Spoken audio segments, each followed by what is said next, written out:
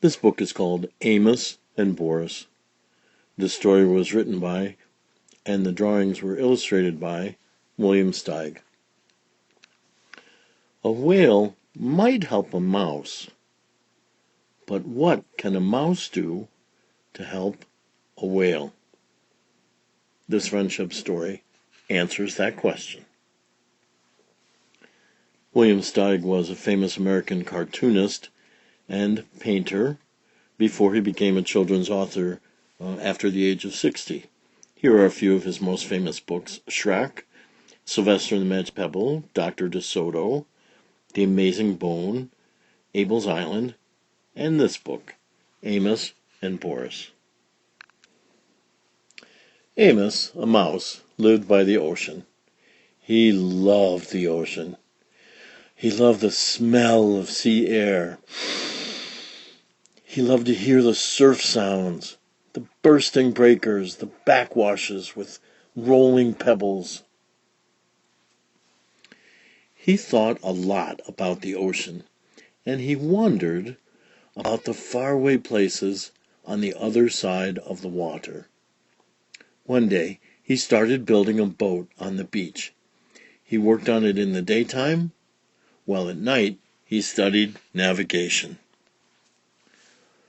When the boat was finished, he loaded it with cheese, biscuits, acorns, honey, wheat germ, 2 barrels of fresh water, a compass, a sextant, a telescope, a saw, a hammer and nails, and some wood in case repairs should be necessary, a needle and thread for the mending of torn sails, and various other necessities such as bandages and iodine, a yo-yo, and playing cards.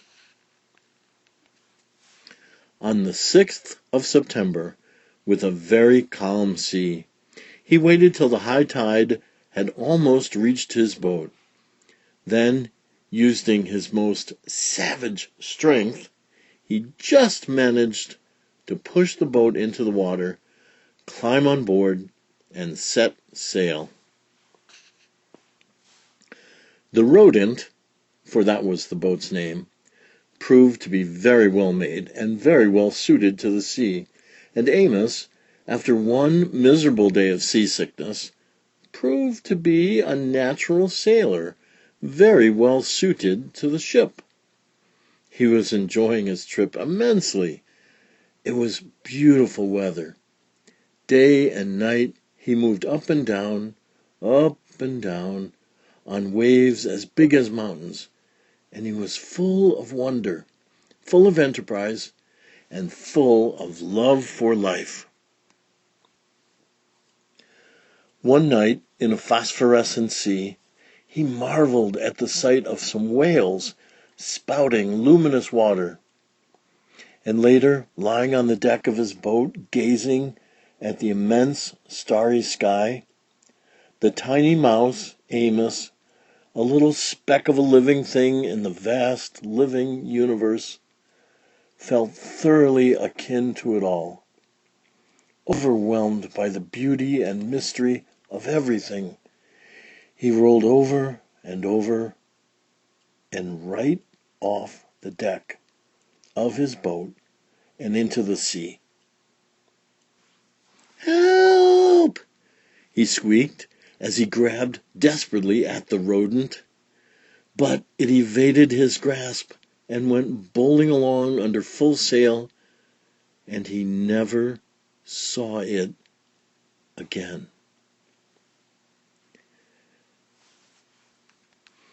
And there he was. Where?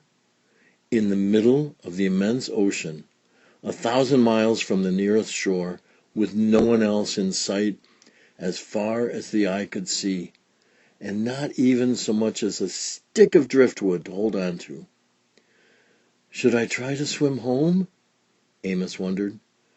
Or should I just try to stay afloat? He might swim a mile, but never 1,000. He decided to just keep afloat, treading water and hoping that something, who knows what, would turn up to save him. But what if a shark? Or some big fish, a horse mackerel, turned up? What was he supposed to do to protect himself? He didn't know. Morning came, as it always does. He was getting terribly tired. He was a very small, very cold, very wet, and worried mouse. There was still nothing in sight but the empty sea. Then, as if things weren't bad enough, it began to rain. At last, the rain stopped, and the noonday sun gave him a bit of cheer and warmth in the vast loneliness. But his strength was giving out. He began to wonder what it would be like to drown. Would it take very long? Would it feel just awful? Would his soul go to heaven? Would there be other mice there? As he was asking himself those dreadful questions, a huge head burst through the surface of the water and loomed up over him. It was a whale. "What sort of fish are you?" the whale asked. "You must be one of a kind." "I'm not a fish," said Amos. "I'm a mouse, which is a mammal, the highest form of life. I live on land." "Holy clam and cuttlefish," said the whale. "I'm a mammal myself, though I live in the sea. Call me Boris," he added. Amos introduced himself and told Boris how he came to be there in the middle of the ocean. The whale said he would be happy to take Amos to the Ivory Coast of Africa, where he happened to be headed anyway, to attend a meeting of whales from all the 7 seas. But Amos said he'd had enough adventure to last him a while. He wanted only to get back home, and hoped the whale wouldn't mind going out of his way to take him there. "Not only would I not mind," said Boris, "I would consider it a privilege. What other whale in all the world ever had the chance to get to know such a strange creature as you?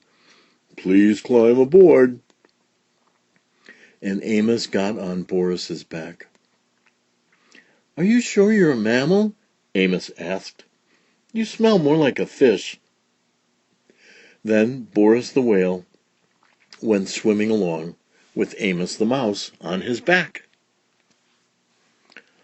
What a relief to be so safe, so secure again!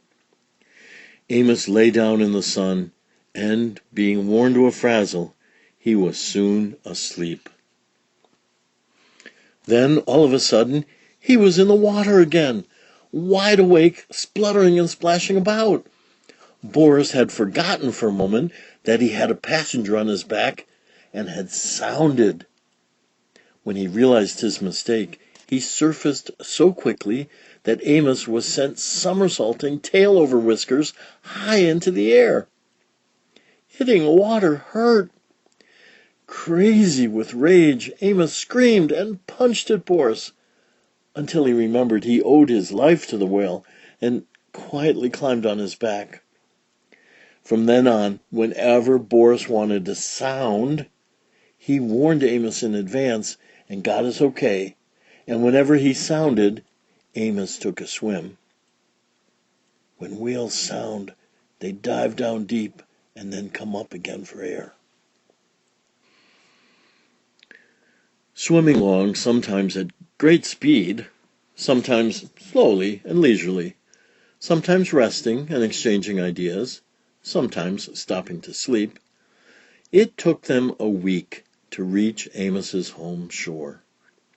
During that time, they developed a deep admiration for one another. Boris admired the delicacy, the quivering daintiness, the light touch, the small voice, the gem-like radiance of the mouse. Amos admired the bulk, the grandeur, the power, the purpose, the rich voice, and the abounding friendliness of the whale. They became the closest possible friends. They told each other about their lives, their ambitions. They shared their deepest secrets with each other. The whale was very curious about life on land and was sorry that he could never experience it. Amos was fascinated by the whale's accounts of what went on deep under the sea. Amos sometimes enjoyed running up and down on the whale's back for exercise. When he was hungry, he ate plankton. The only thing he missed was fresh, unsalty water. The time came to say goodbye. They were at the shore. "I wish we could be friends forever," said Boris. "We will be friends forever, but we can't be together. You must live on land and I must live at sea. I'll never forget you, though." "And you can be sure I'll never forget you," said Amos. "I will always be grateful to you for saving my life. And I want you to remember that if you ever need my help, I'd be more than glad to give it."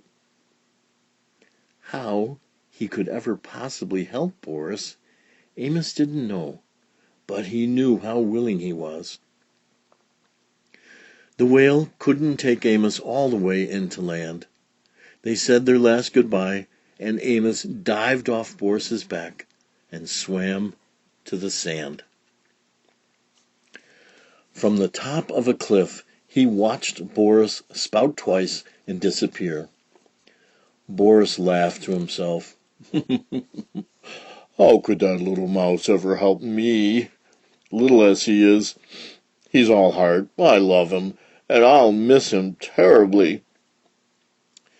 Boris went to the conference off the Ivory Coast of Africa, and then went back to a life of whaling about, while Amos returned to his life of mousing around, and they were both happy. Many years after the incidents just described, when Amos was no longer a very young mouse, and when Boris was no longer a very young whale, there occurred one of the worst storms of the century, Hurricane Yetta. And it just so happened that Boris the whale was flung ashore by a tidal wave and stranded on the very shore where Amos happened to make his home. It also just so happened that when the storm had cleared up and Boris was lying high and dry on the sand, losing his moisture in the hot sun and needing desperately to be back in the water, Amos came down to the beach to see how much damage Hurricane Yetta had done. Of course, Boris and Amos recognized each other at once. I don't have to tell you how these old friends felt at meeting again in this desperate situation. Amos rushed toward Boris. Boris could only look at Amos.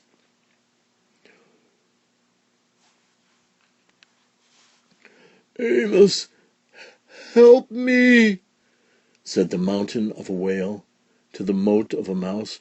I think I'll die if I don't get back in the water soon." Amos gazed at Boris in an agony of pity.